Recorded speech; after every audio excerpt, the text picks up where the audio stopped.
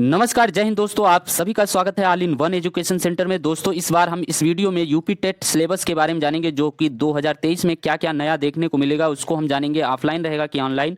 Primary level 1 से 5 तक के सिलेबस में क्या क्या आता है, क्या क्या टॉपिक पूछा जाता है, सभी विषय को बारे में एक एक बारे में चर्चा करेंगे। जूनियर लेवल हो चाहे प्राइमरी, कंप्लीट सिलेबस डिस्कशन होगा इस वीडियो में, तो शुरू से आखिरी तक बने रहिएगा दोस्तों। एक एक टॉपिक बताएंगे, हर एक डाउट क्लियर करेंगे।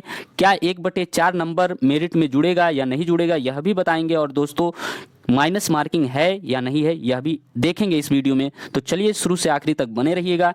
आगे देखते हैं कि प्राइमरी लेवल यानी कि कक्षा 1 से 5 तक पूछे जाने वाले प्रश्न, यानी कि लेवल 1 में, पेपर 1 में कौन कौन से टॉपिक से कितने प्रश्न आते हैं, यह सब डिस्कशन करेंगे दोस्तों। तो यहाँ पर आप देख सकते हैं चार्ट के माध्यम से कि बाल विकास शिक्षण विधि यानी child develop CDP, child development and pedagogy, 30 प्रश्न आते हैं, 30 अंक के होते हैं। पर्यावरण यानी EVS, इन्वायरमेंटल एंड स्टडी, ये होता है 30 प्रश्न, 30 अंक के होते हैं। पहली भाषा जो कि कंपलसरी होती है हिंदी, उसमें 30 प्रश्न होते हैं, 30 अंक का होता है।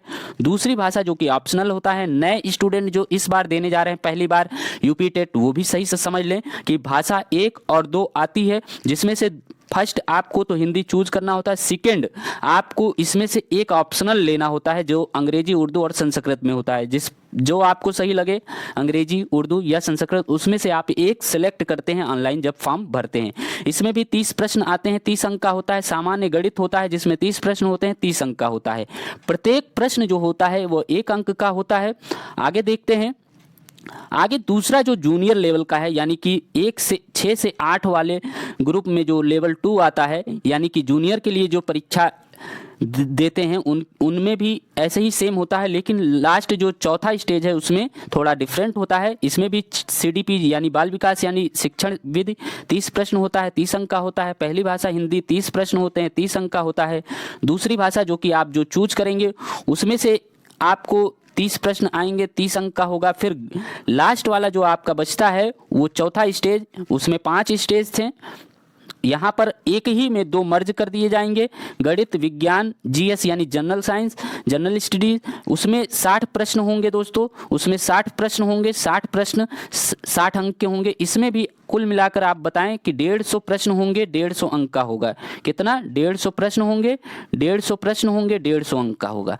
ठीक है, आगे हम देखते हैं कि आप बता ही चुके हैं यहाँ पर कि 150 प्रश्न 1-1 अंक के होंगे, यानी 150 प्रश्न 1-1 अंक का हुआ तो 150 अंक भी हुए। अब आपको बता दें कि माइनस मार्किंग होगा कि नहीं होगा, तो माइनस मार्किंग नहीं होगा दोस्तों। ऑफलाइन और ऑनलाइन मोड में क्या होगा, तो ऑफलाइन मोड ही होगा इस बार भी। और आपको पेपर और सेल्फ डिक्लेरेशन फॉर्म, अभी जो कहा जाता था कि DLED सेकेंड सेमेस्टर पास होने के बाद आपको रिजल्ट मोहर लगा कर ले जाना पड़ता था पिछली बार, अब इस बार ले जाना है कि नहीं यह नोटिफिकेशन आने के बाद ही पता चल जाएगा। लेकिन इस बार भी ऑफलाइन मोड ही होगा और क्वालिफाई करना होगा दोस्तों। कहा जाता था कि 1/4 नंबर मेरिट में जुड़ेगा, लेकिन वह फेक न्यूज़ थी, अभी कोई ऐसी न्यूज़ नहीं आई है दोस्तों। आपको केवल क्वालिफाई करना होगा, यानी कि 60% आपको लाना होगा जनरल के लिए, 55% आपको लाना होगा SC OBC ST के लिए। यानी कि SC ST OBC हैं अगर, तो आपको 82 अंक लाना होगा। और यदि आप जर्नल हैं तो आपको 90 नंबर लाना होगा। कितने? 90 नंबर।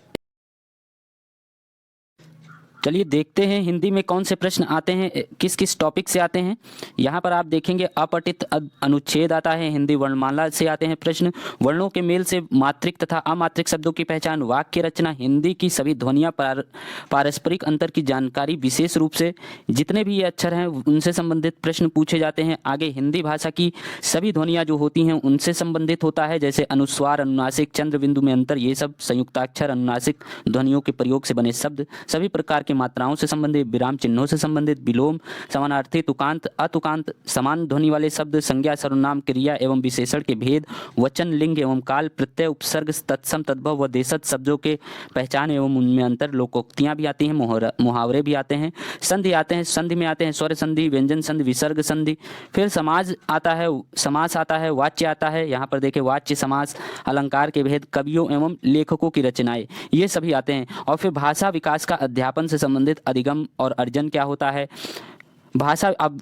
अध्यापन के सिद्धांत, सुनने और बोलने की भूमिका, भाषा का कार्य तथा बालक इसे किस प्रकार से उपकरण के रूप में प्रयोग करते हैं, ये कैसे जाना जाएगा, ये भी बताया जाएगा इसमें।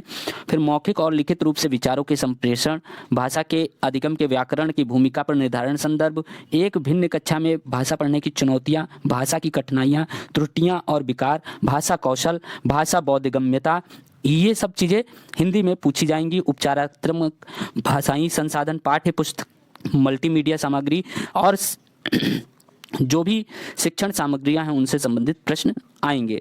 अब सेकेंड भाषा अगर आप इंग्लिश लेते हैं तो उसमें कैसे आते हैं प्रश्न, किस टॉपिक से आता है, यहाँ पर आप देख सकते हैं अनसीन पैसेज, द सेंटेंस और फिर subject and predicate, kinds of sentence, part of speech. Part of speech आप जानते ही हैं 8 होते हैं, noun, pronoun, verb, adverb, adjective, ये सब पूछे जाएंगे। Pronoun, adverb, adjective, adverb, preposition, conjunction और फिर tense, present, past, future, article, punctuation, word formation, word आपको दिए होंगे, गलत सेंटेंस बना होगा उसको सही से करना होगा, word formation, active and passive voice, singular एवं प्लूरल एंड जेंडर, ये सब टॉपिक आएंगे अगर आप सेकेंड लैंग्वेज इंग्लिश लेते हैं। संस्कृत लेते हैं आप तो संस्कृत में आप देख सकते हैं कि अकारांत, आकारांत, अकारांत और फिर इकारांत, उकारांत, ये आपको बताया जाएगा जब आपको पढ़ाया जाएगा। पूरा सिलेबस मैं कवर कराऊंगा यूपी टेट का, आप परेशान ना होइए, अच्छे से अच्छे आपको टेक्निक बताएंगे। भले ही आप सब्सक्राइबर कम देख रहे होंगे लेकिन अब यह स्ट्रेटेजी पूरे आपको पूरा बोर्ड पर विधिवत सारी चीज़ें जानकारी दी जाएंगी, सही से सही सटीक जानकारी और सही से आपको यहाँ सिलेबस पूरा कराया जाएगा। यहाँ पर देखें घर, परिवार, परिवेश, पशु पक्षियों, घरेलू उपयोग वस्तुएं, संस्कृत नामों के परिचय, सर्वनाम, क्रियाएं, शरीर के प्रमुख अंगों के संस्कृत शब्दों का प्रयोग, अव्यय और संधि, ये सब चीज़ें इसमें पूछी जाएंगी। संधि भी आएगा, संधि में आप जानते हैं जो भी संधि संबंधित हैं वो आएंगे। संख्याएं आएंगी, संख्याएं 1 2 3 4 5 ये क्या संस्कृत में कैसे बोले जाते हैं, क्या कहा जाता है, ये लिंग, वचन, प्रत्याहार, स्वर के प्रकार, व्यंजन के प्रकार, अनुसार एवं अनुनासिक व्यंजन, लगभग आपको हिंदी से थोड़ा बहुत मिलता जुलता मिलेगा। अगर आप हिंदी और संस्कृत का कॉम्बिनेशन लेंगे तो हिंदी की मदद से संस्कृत आप अच्छे से कर लेंगे।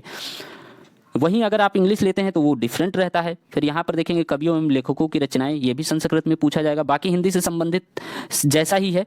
आगे गणित का सिलेबस एक बार देख लेते हैं। गणित में संख्याएं एवं संख्याओं का जोड़, घटाना, गुणा, भाग, लघुत्तम यानी एलसीएम एचसीएफ आएगा, भिन्नों का जोड़ यानी फ्रैक्शन, घटाना, गुणा, भाग, दशमलव वाले आएंगे और एकिक नियम वाले आएंगे, प्रतिशत परसेंटेज वाले आएंगे, लाभ हानि वाले आएंगे, साधारण ब्याज और फिर ज्यामिति आकृतियों पर प्रश्न, कोण, त्रिभुज, वृत्त, धन यानी रुपए पैसे से संबंधित, मापन से संबंधित, परिमित से संबंधित, कैलेंडर भी आता है, इसमें आंकड़े भी आते हैं, आयतन, धारिता, घन, घनाभ से संबंधित प्रश्न, क्षेत्रफल, आयत, वर्ग से संबंधित, रेल, बस, समय सारणी से संबंधित, आंकड़ों का प्रस्तुतिकरण से संबंधित प्रश्न आएगा। फिर गणित में और भी मुद्दे होते हैं जैसे गणित, तार्किक चिंतन की प्रकृति, इससे संबंधित पाठ्यचर्या में गणित का स्थान, गणित की भाषा, सामुदायिक गणित, औपचारिक अनौपचारिक पद्धतियों के माध्यम से मूल्यांकन, शिक्षण की समस्याएं, त्रुटि विश्लेषण तथा अधिगम एवं अध्यापन के प्रासंगिक पहलू, नैदानिक एवं उपचारात्मक शिक्षण, ये सब चीज़ें इसमें पूछी जाएंगी। फिर पर्यावरण से संबंधित जो प्रश्न आते हैं, जो भी टॉपिक हैं उनको देख लेते हैं। वो यहाँ पर अगर हम जूम करके देखें, अगर आपको दिख ना रहा हो तो जूम कर लेते हैं। यहाँ पर क्या होगा, परिवार से संबंधित, भोजन, स्वास्थ्य एवं स्वच्छता से संबंधित, आवास से संबंधित, पेड़ पौधों एवं जंतु से संबंधित, हमारे परिवेश, मेला, स्थानिक पेशे से जुड़े व्यक्ति एवं व्यवसाय, जैसे कि मोटर स्किल में आप पढ़े होंगे, फाइन मोटर स्किल जो होता है, सूक्ष्म गतिक कौशल होता है, स्थूल गतिक कौशल होता है, उनसे संबंधित भी प्रश्न आएंगे। स्थानिक पैसे जैसे कि कोई खेल में बहुत महारत हासिल है, कोई अपने आप में अंतः में है, इंटरपर्सनल है, इंट्रापर्सनल है, वो है। जल से संबंधित, यातायात एवं संचार, खेल एवं खेल भावना, भारत में जो नदियाँ, पर्वत, पहाड़, यातायात, महाद्वीप भी आएंगे, जैसे 7 कॉन्टिनेंट हैं, 7 महाद्वीप हैं, उनसे संबंधित, 5 महासागर हैं, उनसे संबंधित प्रश्न होंगे। हमारा प्रदेश, नदियाँ, पर्वत, पठार, वन, यातायात, इनसे संबंधित, संविधान से भी 4-5 प्रश्न आते हैं, ये भी देखेंगे। फिर शासन व्यवस्था से, स्थानिक शासन व्यवस्था में स्थानिक स्वशासन, ग्राम पंचायत, नगर पंचायत, जिला पंचायत, नगर पालिका, नगर निगम, जिला प्रशासन, प्रदेश की शासन व्यवस्था, व्यवस्थापिका, न्यायपालिका, कार्यपालिका, राष्ट्रीय पर्व, राष्ट्रीय प्रतीक, मतदान, राष्ट्रीय एकता, पर्यावरण आवश्यकता, महत्व, उपयोगिता, पर्यावरण संरक्षण, पर्यावरण के प्रति सामाजिक दायित्वबोध, पर्यावरण संरक्षण हेतु संचालित योजनाएं, ये सभी से संबंधित प्रश्न इसमें पूछे जाएंगे। अन्य मुद्दे जो आते हैं इसमें पर्यावरणीय अध्ययन की अवधारणा और व्याप्ति, पर्यावरण अध्ययन का महत्व, एकीकृत पर्यावरणीय अध्ययन एवं पर्यावरणीय शिक्षा, अधिगम सिद्धांत, विज्ञान, सामाजिक विज्ञान एवं व्याप्ति और संबंधी अवधारणा प्रस्तुत करने की दृष्टिकोण, क्रियाकलाप, प्रयोग, व्यावहारिक कार्य, चर्चा, सतत एवं व्यापक मूल्यांकन, शिक्षण सामग्री, समस्याएं। तो इनसे संबंधित ये प्रश्न आपके प्राइमरी में पूछे जाते हैं। यही आपका पूरा टॉपिक है। बाकी उर्दू वाले भी भाई देख लीजिए, ये ना कहें कि उर्दू का नहीं बताया, यहाँ पर उर्दू भी आप देख सकते। अब जूनियर में कक्षा 6 से 8 तक प्रश्न मतलब कक्षा 8 से 6 तक के स्कूल में टीचर बनने के लिए होता है जूनियर का।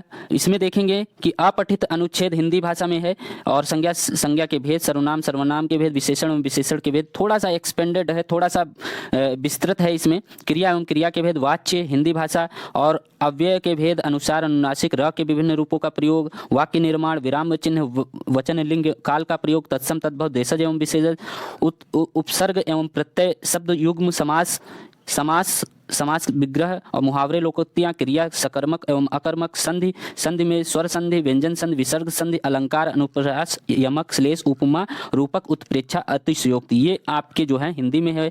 और इंग्लिश में आप देख सकते हैं unseen passage, noun and its, its kinds, pronoun एवं इट्स काइंड, और वर्ब एवं इट्स काइंड यानी verb, adjective, adverb, preposition, conjunction, interjection और singular and plural, subject and predicate, वही शब्द इसमें भी हैं।